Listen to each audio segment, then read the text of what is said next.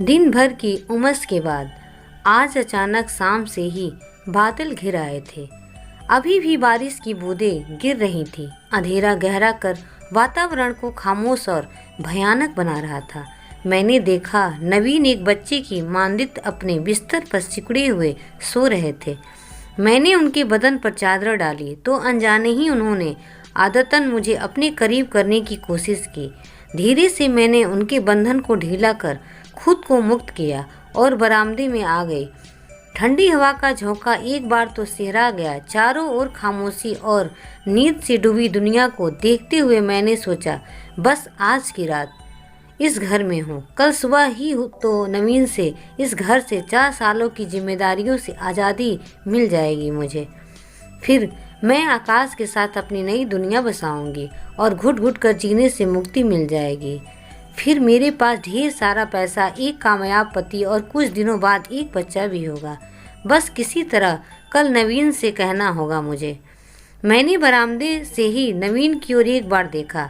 वो मेरे ख्यालों से बेखबर, थका मांदा अपने सपनों की दुनिया में खोया था।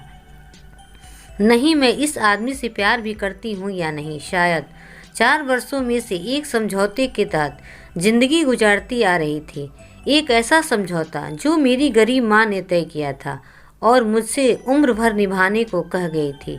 मुझसे ये दिखावा मेरी सोच पर अचानक ही एक प्रहार हुआ। दरवाजे की घंटी तेजी से बज उठी। दरवाजे के उस ओर से हमारी आया गौरी के जोर जोर से रोने की आवाज़ आ रही थी। मैंने लपक कर जीने से उतरते हुए दरवाज़ा खोला तो सकते में आ गई और अपने दूध मुँहे बच्ची को गोद में लिए भीगी हुई अस्त व्यस्त खड़ी मिली। माँ बच्चा दोनों ही अपने अपने सुर में रो रहे थे। मैं उनका हाल देखकर ही समझ गई कि गौरी के पति राघव ने आज फिर पीकर इसे पीटा होगा और भागकर वो जान बचाने यहाँ आ गई। गौरी को संभाल कर अंदर लाते वक्त मैंने देखा कि उसके माथे व हाथ पर कुछ चोटें भी हैं।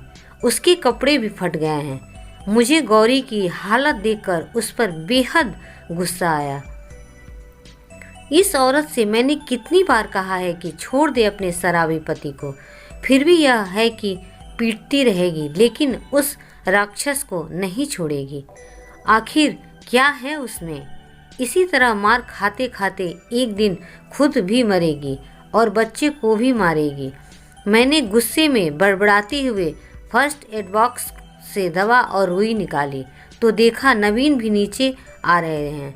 नवीन ने नींद में डूबी आवाज़ में कहा, चलो पुलिस में शिकायत दर्ज कर ही देते हैं। गौरी उस दर्द में भी बोल पड़ी, नहीं नहीं बाबूजी, पुलिस से हमें कोई काम नहीं।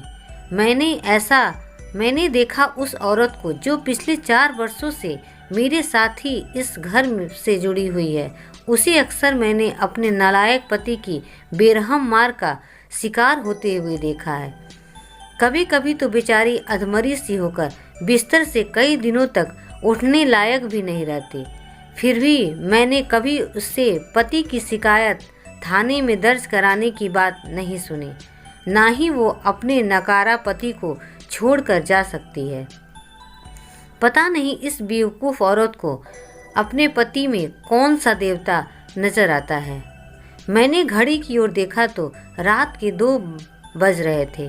रोती हुई गौरी व उसके बच्चे को जबरदस्ती थोड़ा सा दूध पिलाकर मैंने बाहर के कमरे में ही सुलवा दिया। नवीन के साथ जब मैं बेडरूम में आई तो देखा जाने कैसे एक खिड़की के खुले रहने से तेज हवा के झोंकों के साथ आती बारिश की बूंदों ने बिस्तर के एक हिस्से को गीला कर दिया था। मजबूरन नवीन के साथ दूसरे हिस्से पर ही मैं सिमट गई थी। समझ में नहीं आ रहा था कि कैसे नवीन से मैं उसे छोड़कर जाने की बात कहूँ। नवीन मुझसे इतना प्यार करते हैं कि शायद उन्हें यकीन भी नहीं होगा। क्या हुआ बरखा, नींद नहीं आ रही? नवीन ने अंधेरे में जैसे मुझे देख लिया था। गौरी की हालत ठीक ही है। हाँ, 2-4 दिन तक वो तुम्हारी मदद नहीं कर सकेगी, इसीलिए परेशान ना हो तुम। लेकिन इतनी सी बात के लिए अपनी नींद मत खराब करो। परेशानी हर नौकर को लेकर होती ही है। नवीन को अंधेरे में भी मेरी नींद से दूर आंखें तो दिख गई थी, लेकिन मेरे मन में चलने वाली परेशानियां का कारण पता नहीं था। हाँ, ये सच था कि हर बार गौरी के पीटने के बाद मैं परेशान होती थी, क्योंकि काम का सारा बोझ मुझ पर ही आ जाता था। लेकिन इस बार मेरी परेशानी की वजह गौरी नहीं थी। नवीन सो चुके थे। मैं सोच रही थी, पिता की अचानक मौत के बाद माँ एकदम टूट सी गई थी। मेरे पिता एक शिक्षक थे और एक बदी बधाई कमाई पर ही हमारा परिवार चल रहा था। छोटा भाई मेडिकल की महंगी पढ़ाई कर रहा था। उन्हीं दिनों कोई नवीन का रिश्ता लेकर हमारे घर आया था। नवीन एक प्रेस में काम करते थे। माता पिता के अलावा एक भाई भी था जो एक बड़ी कंपनी में कार्यरत था। मेरी माँ को इस रिश्ते से कोई एतराज़ नहीं था। उन्होंने एक बार भी मेरी इच्छा अनिच्छा जानने की कोशिश नहीं की और मेरी शादी नवीन से हो गई। यहाँ आकर नवीन से मुझे कोई शिकायत नहीं थी शुरू में, पर धीरे धीरे मुझे लगने लगा कि मेरे सास ससुर का झुकाव मेरे देवर के प्रति ज़्यादा था, क्योंकि उसके पास अधिक पैसा जो था। अपने ईमानदार पति को मैंने कई बेईमानी या झूठी कमाई करते नहीं देखा, पर मायके की तरह ही मुट्ठी भर ईमानदारी के पैसे पर मैं नवीन से कुछ कहना चाहती तो वो ईमानदारी पर लंबा चौड़ा भाषण देकर मुझे खामोश कर देते। मेरी खामोशी को वे मेरी सहमति समझ लेते, पर मेरी खामोशी के पीछे छिपे परेशान न व बेचैन मन को वह समझ न पाते। 2 सालों बाद मुझे दूसरा धक्का तब लगा जब डॉक्टर ने हमारी मेडिकल जांच के बाद मुझे ये बताया कि नवीन की कुछ कमजोरियों की वजह से हमें बच्चा नहीं हो सकता। मेरे दर्द को समझते हुए नवीन ने मुझे सांत्वना देते हुए बच्चा गोद लेने की बात भी की थी। फिर एक रात उन्होंने ही कहा था, मैं जानता हूँ बरखा, जाने अनजाने तुम्हें यहाँ खुशी नहीं मिल रही। मैंने चौंक कर नजरें उठाकर अपने पति के चेहरे को पढ़ने की कोशिश की थी, पर उनकी नज़र किसी किताब पर ही टिकी थी। बरखा, तुम चाहो तो अपना समय काटने के लिए कोई महिला समिति या समाज सेवा वगैरह का काम कर सकती हो। शादी से पहले तो तुम लिखा भी करती थी ना। तुम फिर से वो सब। नवीन ने अपनी आंखें किताब के पन्नों से उठाकर मेरे चेहरे पर टिकाते हुए कहा। फिर से एक समझौता। मेरे दिमाग में ये ख्याल आता था, बच्चा नहीं हो सकता और मैं घर में बोझ हो रही हूँ, तो मुझे हालात से समझौता करना चाहिए। मुझे कुछ समझ में नहीं आ रहा था। क्या शादी के बाद मेरे यही सपने थे? फिर भी खुद को समझाने या नवीन की इच्छा को पूरी करने के विचार से ही सही मैंने एक थिएटर ग्रुप में प्रवेश लिया। शुरू में तो मुझे कुछ लिखने को दिया गया, फिर मैं गंभीरतापूर्वक अपने काम में जुड़ने लगी थी। जगह जगह घूमकर हमें नाटक करने का मौका मिलने लगा था। नए नए दोस्तों से मुलाकात, मुझमें एक नई खुशी का संचार होने लगा था। उसी दरमियान मेरी मुलाकात आकाश से हुई। एक चंचल बेफिक्र इंसान, खूब सारा पैसा घर में था और करने को कोई काम नहीं था, तो उसने थिएटर को ही अपने शौक से काम में तब्दील कर लिया था। किसी खामोश शाम को भावुक होकर मैंने अपने घर परिवार का सारा ब्यौरा उससे कह डाला था। उसके आकर्षक शारीरिक व्यक्तित्व से प्रभावित होकर मैं नवीन के प्रति अपनी जिम्मेदारियों को नज़रअंदाज भी करने लगी थी। आकाश ने अपने प्यार का इजहार मुझसे कर दिया था। वो अपने घर मेरा इंतजार करने लगा था, लेकिन मैं चाहकर भी नवीन से कुछ कह नहीं पाती थी। पता नहीं इस शांत सीधे सरल व्यक्ति में क्या था कि मैं नवीन के सामने मुंह बन जाती थी। एक बार फिर वो औरत के दर्द को समझ नहीं सकते थे, या नवीन मेरे व्यस्त रहने में ही मेरी खुशी समझते थे। मेरी अनुपस्थिति में बड़ी आसानी से हालात से समझौता कर लेते थे। कभी कभी मैं उनके धीरज सहनशीलता के सामने झुक जाती थी, लेकिन मैं आकाश को भी तो छोड़ नहीं सकती थी। नवीन का मैं सम्मान करती थी, लेकिन प्यार शायद मुझे आकाश से ही होने लगा था। कभी कभी तो मेरा ज़्यादा वक्त नवीन से दूर रहने में ही बीतता था। थिएटर का आकर्षण मुझे बांधने लगा था। नवीन अखबारों में मेरी तस्वीर देखकर मुझे प्रोत्साहित तो करते थे, लेकिन अपने काम से वक्त निकालकर कभी मेरे शो देखने नहीं आ सकते थे। पहले तो 1-2 बार मैं उनसे कहा करती थी, प्रेस में काम करते हो, कभी तो रिपोर्टर की हैसियत से ही हमारे शो में आ जाया करो। अगर मैं रिपोर्टर का काम करने लगा तो संपादन का काम कौन करेगा? मुझे उदास देखकर वो मुझे अपनी बाहों में भर लेते, फिर कहते, तुम जानती हो मेरी अपनी जिम्मेदारियां हैं, फिर मैं तुमसे दूर कहाँ हूँ। तुम्हारे हर काम पर तो मेरे रिपोर्ट नज़र रखते ही हैं।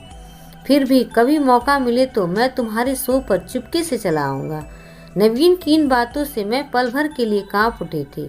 तब तो नवीन को मेरे और आकाश के बारे में भी, पर गंभीर प्रवृत्ति के नवीन ने कभी मुझसे कोई सवाल नहीं किया था।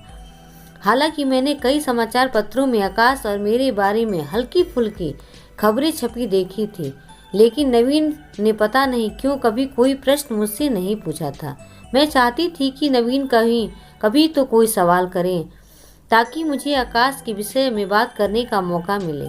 लेकिन आकाश का फ़ोन भी कई बार आता था, तब भी मैंने नवीन के चेहरे पर कोई उत्सुकता या जिज्ञासा कभी नहीं देखी। शायद नवीन मेरा धैर्य देख रहे थे।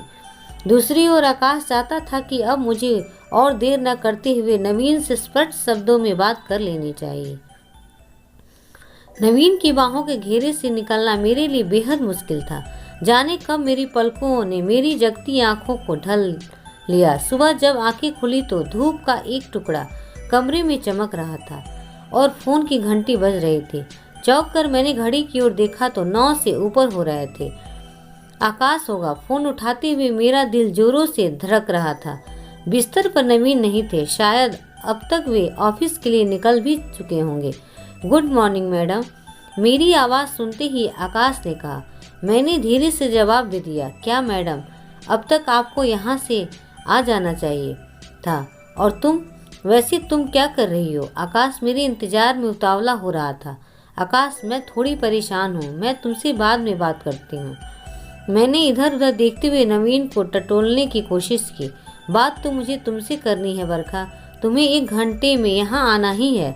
तुम जानती हो मैं यहाँ किस तरह। खैर, तुम नहीं समझोगी। वैसे तुम परेशान क्यों हो? शायद आकाश को अचानक मेरी परेशानी का ख्याल हो आया था। वो कुछ नहीं, मैं अभी आकाश से ज़्यादा बातें न कर उसे टालना चाहती थी, पर वो आज मुझे छोड़ नहीं रहा था। बीबी जी, आप उठ गई? पीछे से गौरी की आवाज़ सुनकर मैं अनजाने ही काँप गई। रिसीवर को बिना सोचे समझे ही नीचे रख दिया।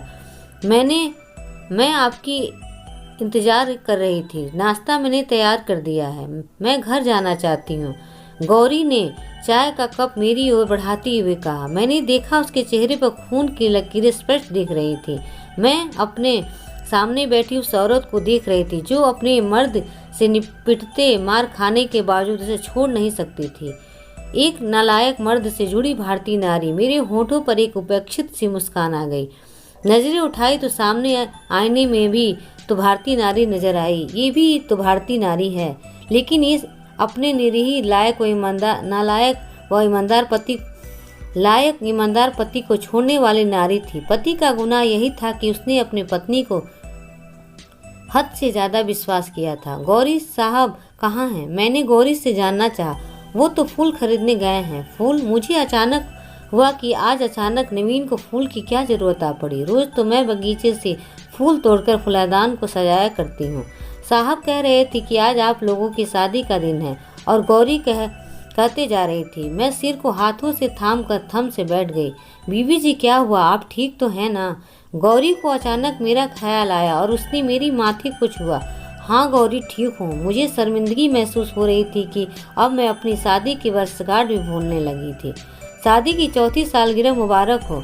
नवीन ने फूलों के गुच्छों के साथ मुझे बाहों में भर लिया तो मेरी आंखें बरस पड़ी।